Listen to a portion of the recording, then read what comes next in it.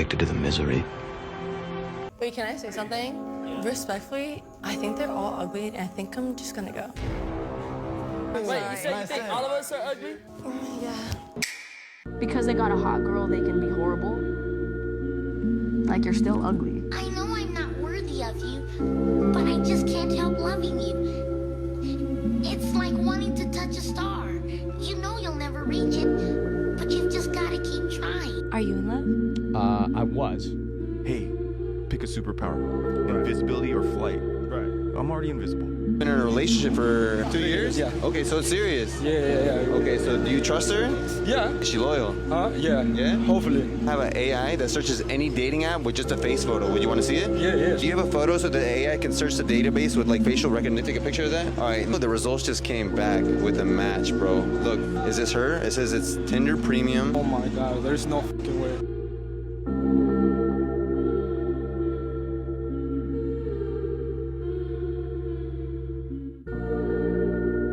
Weak. What's your biggest pet peeve when it comes on to texting? If I don't text her back fast enough, she will say, "Who are you texting?" And that's my pet peeve because I'm fucking doing something that I'm busy with. So that's my pet peeve. Do you think that's like an insecurity, or where could that stem from? No, I'm just like, She's crazy. can I cuss? Say anything you want to. I'm just like, what the fuck are you doing? Like, I'm number one priority. Period. Point blank. But she also wants me to pay for everything, so. You're his number one priority, or you believe you should be. What number priority is she actually in reality? Two.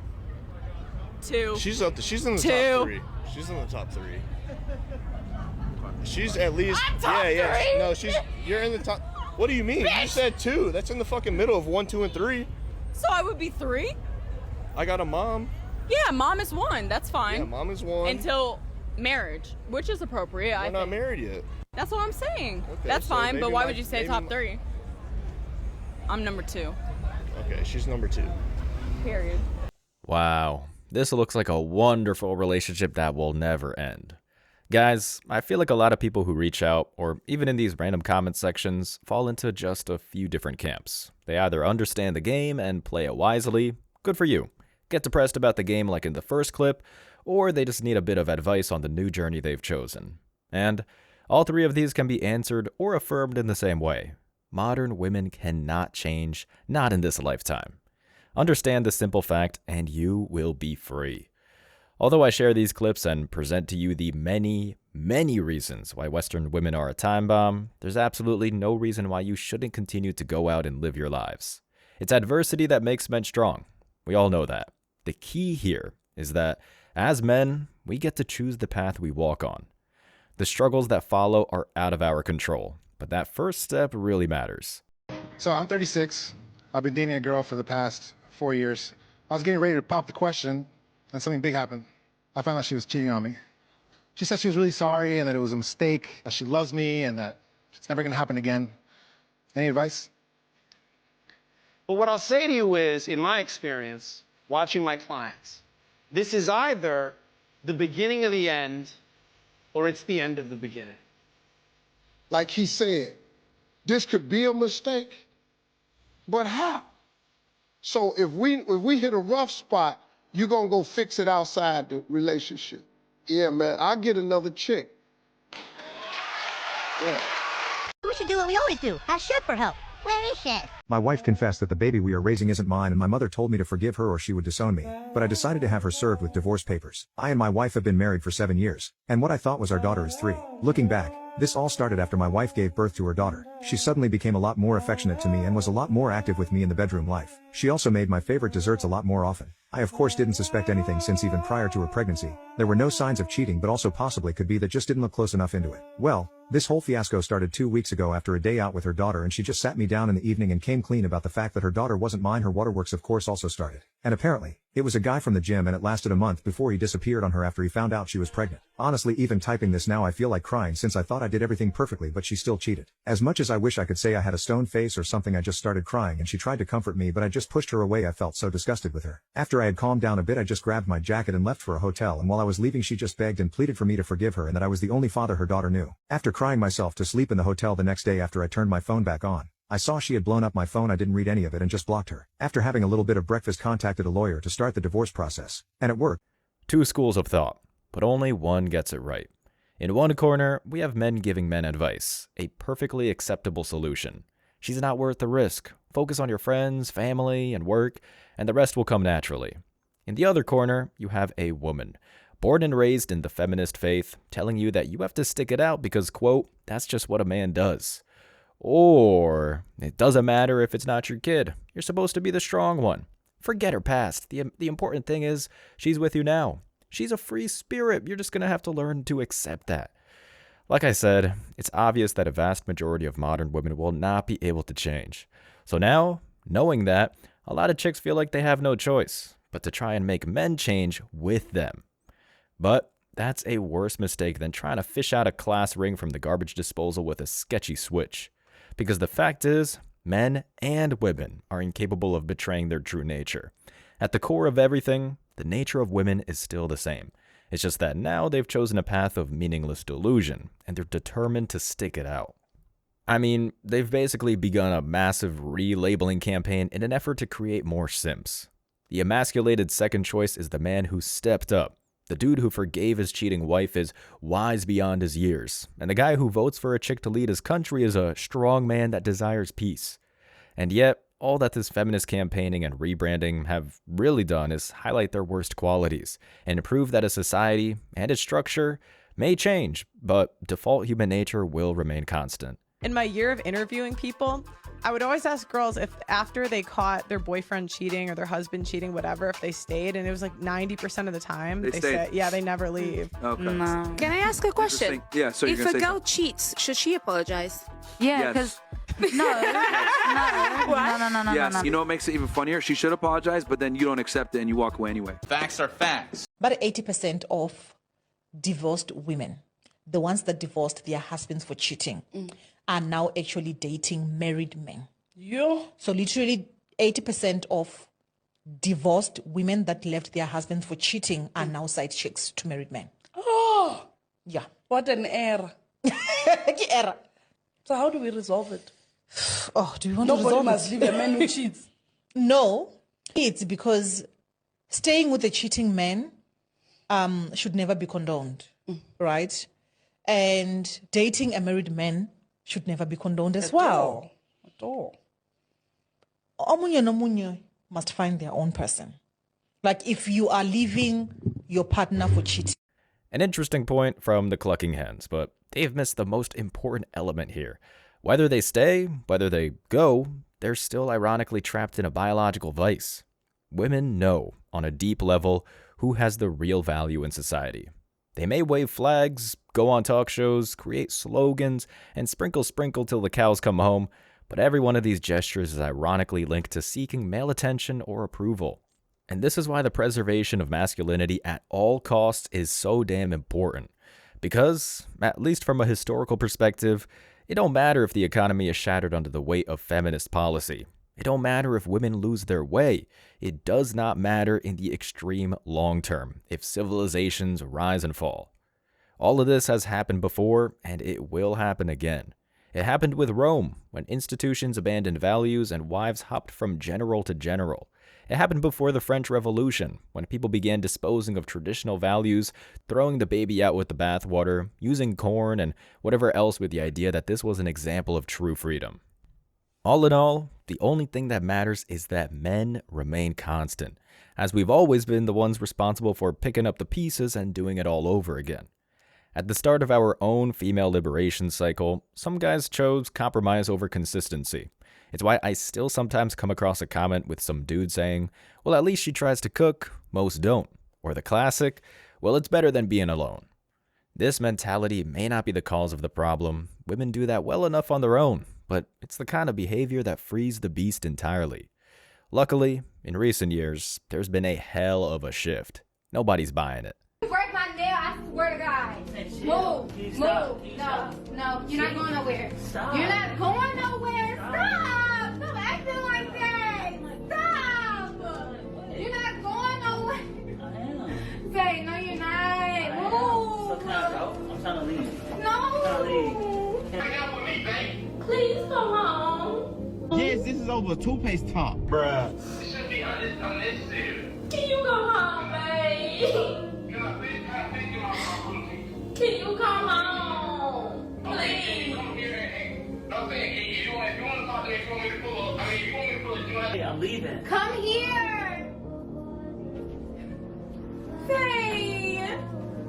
Stop. Bro, what the fuck? You just gonna get about to leave or somebody because you don't really care about me. I care too much about you. No, you don't, because you wouldn't leave me if you cared about me.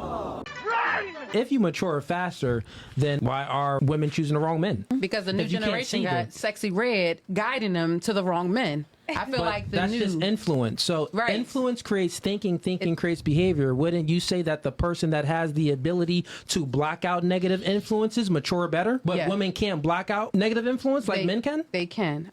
Yes, they can. Well, They how can. if they're always choosing the wrong men? But I have no idea why they choose the wrong men. But I believe that we are better than it, right? When we are born, we have that nurture and we have all that in there. But it takes society. When we come out, we're now living, we're now with this family, we're in foster care. But you're taking accountability away from the woman and you're putting it on culture and society. So, yes. Why are women leaving the poor choices that they made in men? Since they initiate 80% of the divorces, but they're unhappy with their choices. We matured more, and now we're like, dang, why did I end up with But this I nut thought ass it nigga? was embedded in you.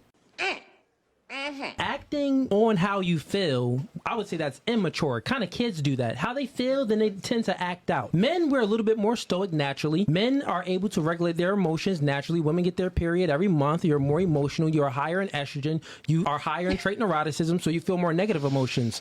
So therefore, if we're looking at it, the person that acts on how they feel is immature. The person that acts despite how they feel is the mature person, and that concludes to men. So let's hang that up. This is the myth that needs to be crushed without prejudice, people. It's up there with the key causes for the mess Western men now deal with on a daily basis. For as long as I, and most of you, can probably remember, schools for all ages have insinuated that the female mind is better equipped because it develops faster than males. While this is just ridiculous, considering it's based on manipulated averages, the remaining truths only reinforce the fact that older men usually rear children with younger women. It has nothing to do with maturity. It has nothing to do with intelligence. And it's got absolutely nothing to do with situational awareness. This is the reason the tsunami of propaganda was so effective in the 80s and 90s, and why traditional social structures should never be challenged with romantic ideas of a feminist utopia. It's also why men should do absolutely nothing to encourage this mounting crisis, except focus on self-discipline and occasionally laugh out loud at the fails we find on our channel here. Looking at the world in a constant state of despair is not a masculine trait. That's something women like to do to try and ignore their many failures by saying it's all a lost cause. Sure, we can have fun and rant about the whole thing. However, this negative thinking should never influence our daily lives. If we act accordingly, if we understand that playing the game is endorsing the game, then we can avoid the fallout that women continue to bring upon themselves. 70 or 80% of nurses are cheating on their spouse with doctors or something like that. Oh. And then I asked the nurse the same question. I said, why do so many nurses cheat? And she said, well, typically the nurses, they end up getting a job and they're making more than their spouse. Then they're next to a doctor or somebody who's a surgeon and they go out for a drink and they have conversations and they were like, well, what would my life be with this person? Because I go home to this person and their life sounds a little bit better than my life. Right. Loyalty. Loyalty. Men Not what I leave said. all the time. Mostly women are leaving marriages and not men. Mostly women. At the college level, it's almost all women. Then men are the exception because women are initiating 90% of the time. And then if we break those stats down along religiosity, we might come up with some different numbers. But yes, it's mostly women breaking up the home. And How yes, do you know that's not men's fault? well, because we can ask these women why the divorce happened. And we can look at court documents for the reasons that they put for the divorce. And we can run different polls where we're talking to them. And what we find is the same thing that was pulled up the other night here on whatever. He was a perfect guy. I just got fucking sick of him. I don't like him anymore. There was no abuse. He didn't do anything wrong. I just don't fucking like him. Is she not entitled to make that choice if she doesn't like her Well, husband anymore? I think that if you put your own self's entitlement above that of your children, in order to have access to their father in a two-parent household, you're setting them up for failure. And that's what we see in the stats. And this is another thing women just get horribly wrong, like all of the time. It's not even funny at this point. Loyalty is not a feminine trait. Not unless there is some sort of exchange involved. It's why maintaining the social order is so goddamn important. Just take a look at systems all over the world that women think are tyrannical, where they point to them and say, those women are miserable and they don't want to be in the kitchen. They're just in denial. The funny part is the progressive chicks try and have these traditional Eastern women on their low-number podcasts, but when they have them on, the traditional woman always looks healthy and content, arguing that they wouldn't have it any other way. And why? Because they see what we see, that losing the traditional hierarchy puts them on the streets, spending thousands on therapy and medication, all with some kind of dissociative identity disorder. Men, on the other hand, on both sides of the world, have almost entirely remained constant. We punch in, punch out, and try and remain as disciplined as we possibly can. We've been trained to be extremely self-critical, and we usually thrive in it because it's in our wiring to do so. While women in traditional societies value that, modern women think it's something to avoid, as if putting yourself out there in destructive situations is like its own mini protest against the patriarchy, and the effects, like I said, are irreversible.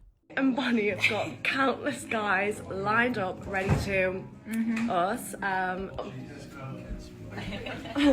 Oh, how many shoes are you guys counting? Wait, whoa, these are all the guys. There's more in there as well. If Jesus can't save these hoes, why are you trying? I love cheating. It's actually my biggest fantasy. You'll never want to cheat on me.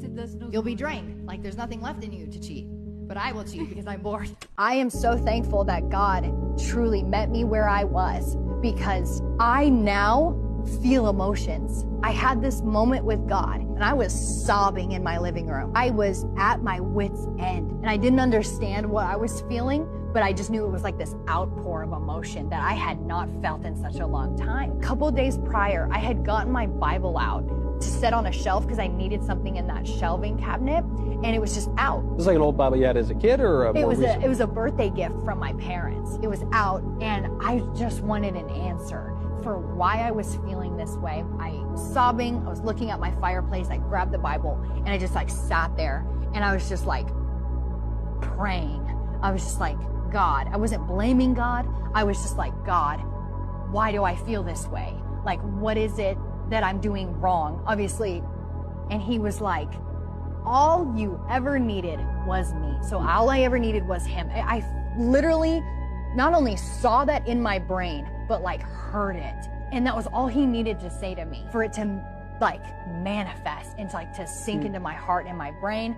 And I just kept thinking that over and over and over again. And it wasn't in that moment that I had truly repented or anything. It was that I needed an answer, and he gave me an answer. Guys, for a long time, I like to stick to brass tacks, but it's incredibly hard to ignore the fact that all of this horrific stuff we often see is a spiritual failure, as much as it is a psychological one. A while back, we watched a clip talking about women hitting the wall and running back to church to find redemption after the carousel. So many women, from single moms to lonely fans, are flooding back to these institutions to be cleansed or redeemed.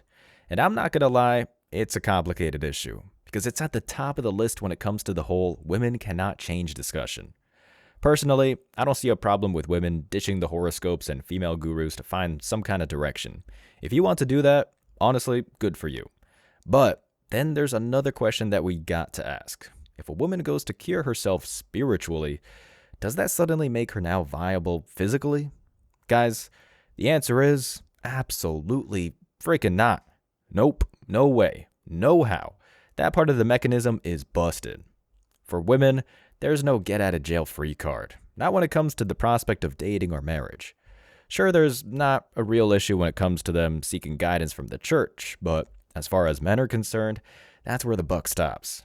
I travel a bit now, but there's a saying I hear when I occasionally spend time in the US more than from people in Europe. It's in God's hands now. In other words, it ain't your problem anymore. And if you choose to make it your problem, well, that lesson will be learned the hard way. As a man, I can take accountability and acknowledge that I'm imperfect. So for example, if a chick said to me like, hey Marquette, I really like guys with hair.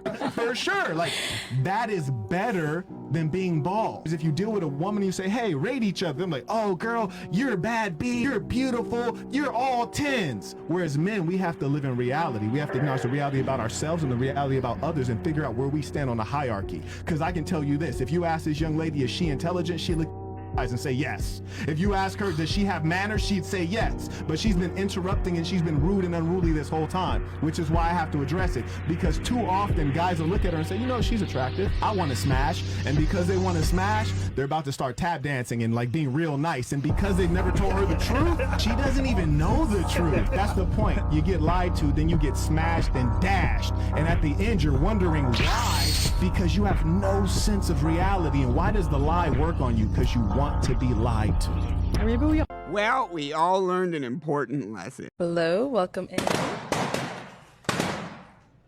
Come on a little closer. Come on in. Don't be scared. What's your name? My name is Tavarius. Tavarius, how old are you? I'm 29. And what do you do?